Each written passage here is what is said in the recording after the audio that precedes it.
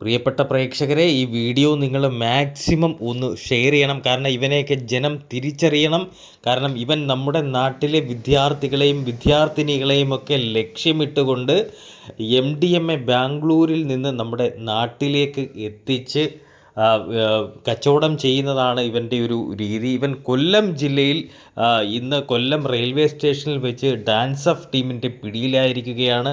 അതിവിദഗ്ധമായി നിരവധി തവണയാണ് ഇവൻ MDMA കേരളത്തിലേക്ക് എത്തിക്കാറുള്ളത്. കാരണം ഇവനെ ഡയറക്റ്റ് ഇവൻ ബാംഗ്ലൂരിൽ നിന്ന് നമ്മുടെ നാട്ടിലേക്ക് വരാറില്ല.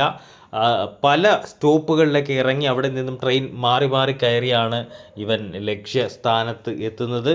ഏതായാലും ഇന്ന് ഇവനെ പിടികൂടിയിട്ടുണ്ട്. കൊല്ലം റെയിൽവേ സ്റ്റേഷൻ പരിസരത്ത് നിന്ന് ഇന്ന് വൈകിട്ടോടെയാണ് 21 ഗ്രാം MDMAയുമായി ഇവനെ പിടികൂടിയത്. നെടുമ്പന പഞ്ചായത്തിൽ കണ്ണനല്ലൂർ വടക്കേമുക്ക് പുതുപ്പള്ളിക്കട വീട്ടിൽ 25 വയസ്സുള്ള ഹുസൈനാണ് പിടിയിലായത്. ബാംഗ്ലൂരിൽ നിന്ന് ട്രെയിൻ മാർഗം കൊല്ലത്തെത്തിച്ച് വിദ്യാർത്ഥികൾക്കടക്കം കച്ചവടം നടത്തുക എന്നതായിരുന്നു ഇയാളുടെ ഉദ്ദേശം. പല തവണകളിലായി ബാംഗ്ലൂരിൽ നിന്ന് അതിവിദഗ്ധമായാണ് ഇയാൾ കൊല്ലത്തേക്ക് MDMA കടത്തിക്കൊണ്ട് വരാറുള്ളത്. ബാംഗ്ലൂരിൽ നിന്ന് ട്രെയിൻ മാർഗം നേരിട്ട് കൊല്ലത്തെത്താതെ പല സ്റ്റോപ്പുകളിലും ഇറങ്ങി ട്രെയിൻ മാറി മാറി സഞ്ചരിച്ചാണ് ഇയാൾ പലപ്പോഴും കൊല്ലത്തെത്താറ്.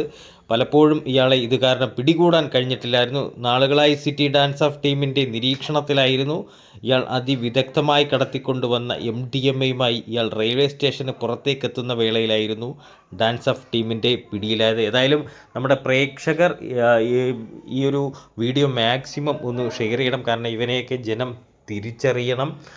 ഇന്നല്ലെങ്കിൽ നാളെ ഇവനൊക്കെ ഈ ജയിലിൽ പോയതിനു ശേഷം തിരികെ ഇറങ്ങി വന്നാലും ഇതൊക്കെ തന്നെ ആയിരിക്കും ചെയ്യുക. ഏതായാലും നിങ്ങൾ ഈ വീഡിയോ മാക്സിമം ഒന്ന് ഷെയർ ചെയ്തേ.